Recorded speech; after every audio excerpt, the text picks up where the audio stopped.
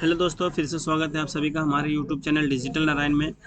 आज की वीडियो में हम ब्रेक के सभी पार्ट को सीखेंगे। Page, column, text wrapping, next page, continuous, even page, odd page, सारी चीज़ें सीखेंगे।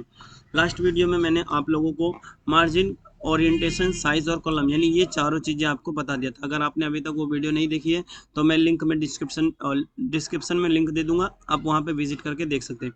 तो आज की क्लास हम शुरू करते हैं। सबसे पहला ऑप्शन हमारा आता है पेज। अब देखो पेज क्या होता है, पहले में हम यहाँ से अपना वही फार्मूला लिख करके कुछ लिख लेते हैं। अब देखो पेज क्या होता है हमारा, मान लो मेरा कर्सर यहाँ पे है, यहाँ से मैं जैसे पेज के ऊपर क्लिक करता हूँ तो जितना भी इसके नीचे लिखे हुए वो सारे अगले पेज पे चले जाएंगे। जैसे मैं क्लिक करूँगा, देखो हमारा कर्सर कहाँ पे, टू मेक के बीच में। अब मैं जैसे यहाँ पे क्लिक करूँगा तो मेक के बाद वाले सारी जो है ये देखो ये अगले पेज पे आ जाएगा। क्लियर है। तो जहाँ से भी हमें नेक्स्ट पेज पे चाहिए होता है तो हम पेज पे क्लिक करेंगे तो वो हमारा नेक्स्ट पेज पे चला जाएगा। ओके, वापस से मैं कंट्रोल जेड से अंडो कर लेता हूँ। अब यहाँ पे देखेंगे आप, यहाँ से वन पेज वन कॉलम है, यहाँ हम क्या करते हैं टू कॉलम ले लेता हूँ। ये हमारा जो सेकंड ऑप्शन है ये कॉलम ब्रेक करने के लिए यूज है। जैसे यहाँ पे पेज ब्रेक करने के लिए, वैसे यहाँ पे कॉलम ब्रेक करने के लिए। जैसे मान लो यहाँ से टू से मैं मेक का है ये नेक्स्ट कॉलम में मैं चाहता हूँ, तो यहाँ पे हम आएंगे और इसके ऊपर जैसे मैं क्लिक करूंगा तो मेक के बाद वाला वो सारे जो होंगे वो हमारे नेक्स्ट कॉलम में चले जाएगा। क्लियर। तीसरा हमारा पॉइंट है टेक्स्ट रैपिंग। टेक्स्ट रैपिंग क्या होता है, इसको बहुत ध्यान से समझना है। पहले हम क्या करते हैं, कंट्रोल जेड से वापस आ जाते हैं। हाँ, अब टेक्स्ट रैपिंग को बहुत ध्यान से सीखना है। अब देखो यहाँ पे आप क्या गया, एक, दो, इसमें कितने पैराग्राफ है हम पहले वो देख लेते हैं। एक पैराग्राफ, दो, तीन, चार और पाँच, यानी इसमें टोटल 5 पैराग्राफ है। हम यहाँ से क्या करते हैं, रिव्यू पे आकर के अगर हमारे मान लो यहाँ पे 20-25 पैराग्राफ होते तो हम हमें गिनना पड़ता, तो गिनने का टाइम नहीं होता इतना। तो इसके लिए हम बिना गिने हम क्या करेंगे, रिव्यू में आएंगे तो यहाँ पे वर्ड काउंट पे क्लिक करेंगे और पैराग्राफ पे क्लिक, ये सेलेक्ट को पहले हटा लेता हूँ।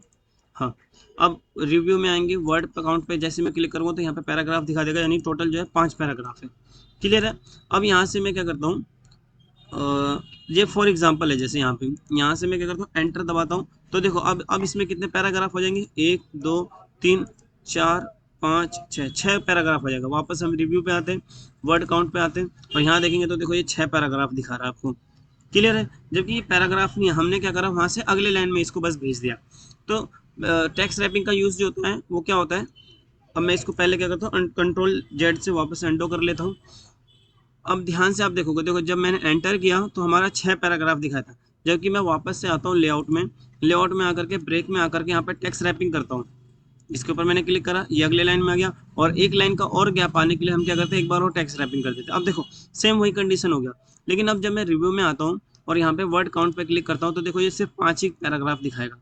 तो जो लोग वर्ड पे काम करते हैं वो लोग इनका यूज करते हैं, जिससे कि पैराग्राफ जो है उतना ही ले, लेकिन हमको जो है वो अलग से दिखता रहे। मतलब हमने जो है उसको अलग कर दिया है, एक नए लाइन में बना दिया है, लेकिन वो पैराग्राफ में ना गिना जाए, इसके लिए हम टेक्स्ट रैपिंग का यूज करते हैं। क्लियर है।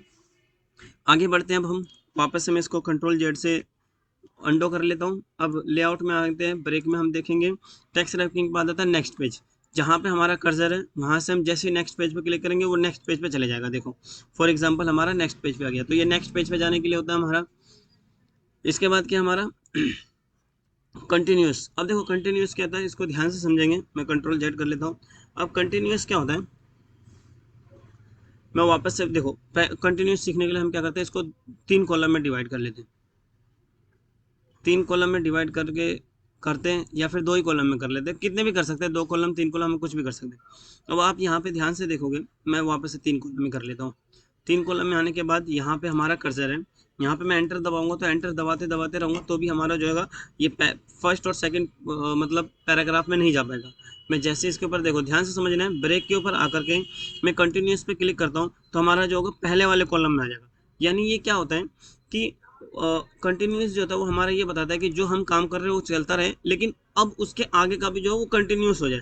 तो यानी अब जो है ये जो हमने जितना काम करा वो हो गया, अब वापस से हमें इसी कॉलम में दोबारा से काम करना है तो हम एंटर दबाते रहेंगे ना तो भी यहाँ पे नहीं आएगा। तो हमने क्या करा, कंटिन्यूस पे क्लिक कर लिया, यानी कि अब जो होगा हमारा यहाँ से दूसरा काम शुरू हो जाएगा जो इस वाले कॉलम में यहाँ से यूँ करके शुरू होता चला जाएगा। अब यहाँ से हम जो भी लिखेंगे वो हमारा जो होगा लिखते चला जाएगा। जैसे मैं लिख देता हूँ यहाँ पे, अब देखो यानी यहाँ तक जो था वो हमारा एक काम था, यहाँ से लेकर के ये सारे ऊपर जो है ये यहाँ तक हमारा, अब ये जो है यहाँ से हमारा ये दूसरा काम शुरू हो गया। तो लेकिन कॉलम में ही हुआ है। तो इस प्रकार से जो होगा हम इसमें लिख सकते हैं। तो इसके लिए हम जो होता है कंटिन्यूस का यूज़ करते हैं, ब्रेक में कंटिन्यूस। अब इवन पेज क्या होता है, वापस से मैं इसको कंट्रोल जेड कर लेता हूँ, मतलब 1 कॉलम कर लेता हूँ सीधी सीधी। तो पहले सेलेक्ट कर लेता हूँ और 1 कॉलम, ठीक है।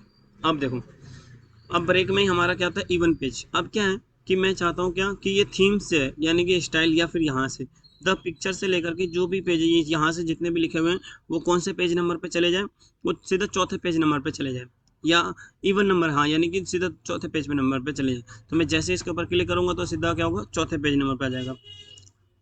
फर्स्ट से सेकंड पेज नंबर पे आया, यानी इवन नंबर में चलता रहता है कि 2, फिर 4, फिर 8, ऐसे इस प्रकार से।